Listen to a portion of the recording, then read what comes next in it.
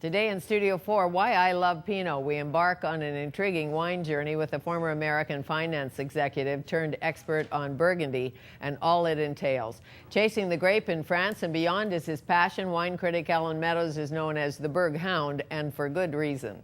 And the editor-in-chief of BC Business Magazine introduces us to the new issue, which includes a $200 billion man, a former premier who's gone back to school, and a successful developer or two. There is even a section on this fall's best fashion looks and how to tie a bow tie.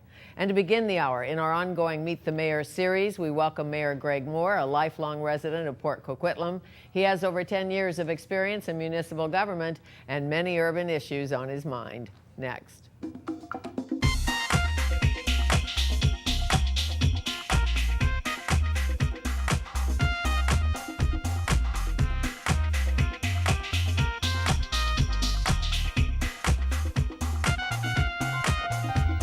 Greg Moore was elected as Port Coquitlam's 15th mayor in 2008. He's a former city councillor who took a liking to municipal politics. He is the chair of the Metro Vancouver Waste Management Committee and a director on the Metro Vancouver Board. And of course, he sits on other volunteer boards. And it is my pleasure to welcome Mayor Greg Moore to Studio 4 to tell us more.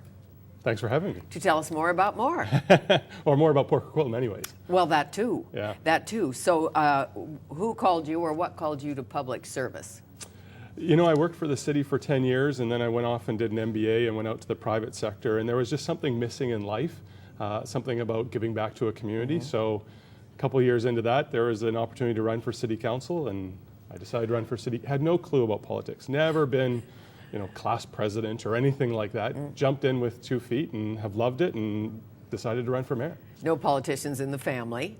No, my dad was a school teacher in Port Coquitlam, so you know we have good roots in the community. But yeah, I read lifelong resident Yeah. of Port Coquitlam, so you knew something about Port Coquitlam, just not a lot about politics. Early lessons in the chair, in the mayor's chair. I know city council lessons are many, but in the mayor's chair, what didn't you know about being mayor of a city, even a small city? well, we're 60,000 people, Well, so true. on the context of British Columbia, it's a fairly large city, but in the context of Metro, it's in the middle somewhere. I don't know. You know what? I love the job. I think maybe I was surprised at how much I was going to enjoy it and how much opportunity there is as mayor, because you know you obviously have to look after the fundamentals of running a city and you know make sure taps turn on and toilets flush and all that sort of not very sexy stuff. But you also get to go out there and look at how do we address homelessness and how do we create a greener organization and community. And so how do we leverage that? And you know I think I can have the ability with my job to be able to go out and reach further as well. So that's the exciting part for Well, me. and I'm sure there are days when you say, I've got an MBA and I'm concerned about somebody's tree or somebody's tap. I don't know about that. But as you say, every day is a different day in the mayor's chair, for sure. Yeah, absolutely. It's funny getting those emails about barking dogs and that sort of thing. But you know what? One of the things I truly believe, and even when we make decisions that people don't agree with, is giving them a call and phoning them and say, hey, you know what? This is what's going on, or explaining why we have a dog barking bylaw, or why we made a decision about our solid waste system, or those sort of things. And you made many of those decisions, I understand. Tell me about the garbage situation in Port Coquitlam. You have a pay pickup situation, do you not? Well, you pick up the bin and you have to pay a certain amount if the bin's big or small? Yeah, well, we've done lots of things in Port Coquitlam. We're probably leading British Columbia, if not most of Canada, on our diversion rate. And what that means is diverting as much of our garbage out of landfills or waste to energy. So this year to date, we're at 63% of all of the garbage that goes to the curb does not go to a landfill. So it goes to recycling, and we're the first community to bring in curbside kitchen scrap pickup. Well, that's a good idea. Yeah, so everything that you produce in your kitchen can go into a green bin, with the exception of plastic, glass, and tin. So it's a compost of sorts. Yeah, but you don't have to do it in your backyard. We take it and we compost it and create it into topsoil. And then the rats don't come and the raccoons and all of that. But so you take it to a big compost place or what? We take it to a regional facility that takes in yard waste and all that sort of organic waste. And 99% of what goes into that comes out as topsoil. So you're actually creating a product at the end of the day out of your garbage. Sure. Why those Port Coquitlam parks are so green. There you go. But we also went to bi-weekly solid waste pickup. So we only pick up garbage every second week now. Oh. Yeah, and that was one that was not well received by the community when we first announced that we were going to do it. But now that we've been doing it for 8 months, it's well embraced, and that's why we got to 63% diversion. The national average is 22%. Yes, that's a so to good show stat. where we're at in the comparison. So pay as you throw kind of thing. Well, Or and is that's what that we're true? introducing now. So we give our residents 3 garbage bins: a black one, a blue one, and a green one. Obviously, blue is recycling, green is kitchen and yards, Right. and black is garbage. Based on the size of the bin that you get will be based on how much you pay. So if you have to get a really large black bin, because that's really expensive for us as a city to get rid of, you're going to pay a lot more. But if you need a larger green or a larger blue and a small black, you'll actually pay less. So we're trying to give financial incentives, not just it's the right thing to do, it's Sure. good for the environment. That should be enough of an argument. But on top of that, we want to give a financial incentive. Well, the point is, it makes you think about what you throw away. Yeah, and at the end of the day, with the amount that you can recycle and now that everything can go in the green can, there's really not that goes into a black garbage can. So, you know, I know our family of 3, we're lucky if we have to put the garbage can out once a month. Where does garbage incineration stand, the debate? I know it passed. What does it mean to Port Coquitlam or the other municipalities? Where are we in it?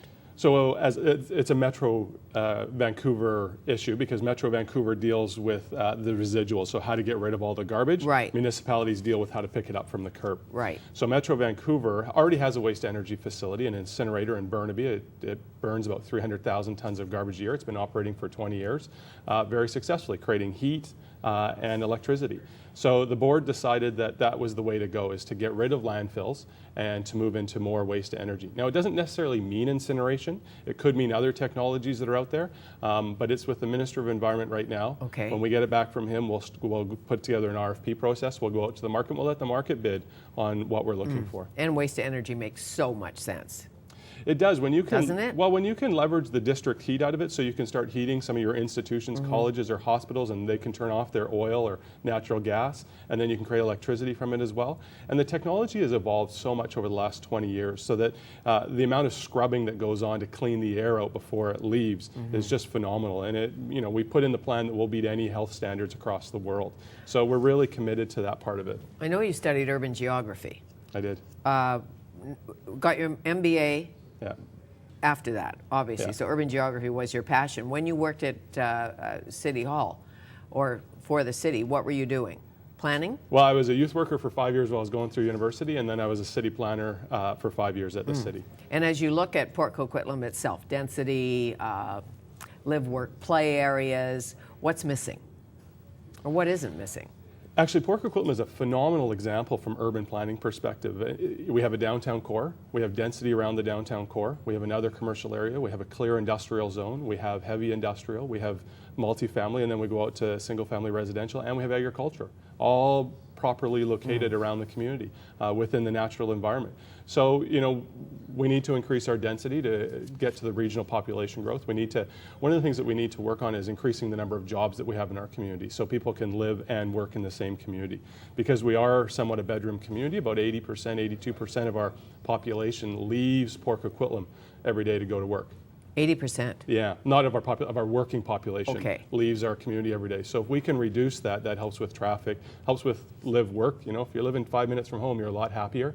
Get home that much quicker, all those sort of things. When you take the commute out of your life, it's a good day. Yeah. Rapid transit serve you well, bus-wise, that kind of thing? Well, we're fighting for the Evergreen line to come to the Tri-Cities, and we're hoping that we've got some TransLink meetings coming up soon that we'll have that option to at least vote on the Evergreen line coming to the Tri-Cities.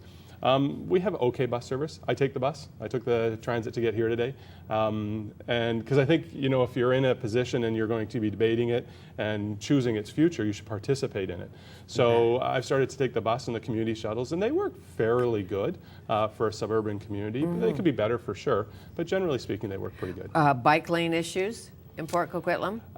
We're just bringing in bike lanes. I also bike around the community because it's faster than taking transit. And I've always biked, and, you know, most of our community is flat. And, you know, we talk about the commute. That's one of the best Yes. things that you can have is when you ride your bike to work or walk to work. It's just Flat. nothing better. So Our traffic is manageable to share with bikes, Sure. and we're going to bring in more dedicated lanes. But overall, it's not like it's downtown Vancouver or something like Right. that. So, well, as you know, when you ride a bike, it looks flat till you get on the bike and you think, you know what I mean? When you're driving your car, you think, well, Yeah. this is fairly flat. Then you're on the bike, you say, I'm going up a hill yeah, here. or a headwind hits you. Or a headwind. That But I got too. an electric bike, Or the. which is You really did? cool. Electrical assist, so I still have to pedal, but it helps me along because, I wear a suit when I ride my bike, and it can get kind of uncomfortable if it's the middle of August and you're going up a slight hill. No, in for a sure. suit, Well, so at least you don't have to wear high heels. that's true. That's good. So, as a businessman yourself, budget in the city. Where are you under budgeted in Port Coquitlam? You need money for what? Cops, fire? We actually went through a really phenomenal exercise last year of looking at all of our core. We did a core service reviews because last year was a tough budget year for everyone. So we looked at everything, and we made little cuts here and there and all over the place. We didn't have to cut any staff, but we were able to take off about $700,000 in operating out of our budget last year. So that helps us every year going forward. Where we're short, though, well, we always look to more police, and we always look to more fire and core services. But one of the things that we're starting to do is plan for the future. So we're putting money away now so that when, it's called the infrastructure gap, so that in 20 and 30 years, when we have to start replacing all the pipes that are in the ground, there's actually a bank account in there for future governments so that they don't have to go into debt to pay for that infrastructure Sure. that's going to need to be replaced. Well, I was amazed to read that the councillors and the mayor hadn't had a pay raise for I don't know how many years, but a fairly low-paying position, especially if it's your job. So you raised the pay. We did, and we tried to do it as equitable as possible. And we got obviously negative feedback about it, but we got a lot of. I probably got more email saying "way to go" than I did negative. And what we did is we looked at 2 municipalities larger than us and 2 smaller than us, and we'll take the average.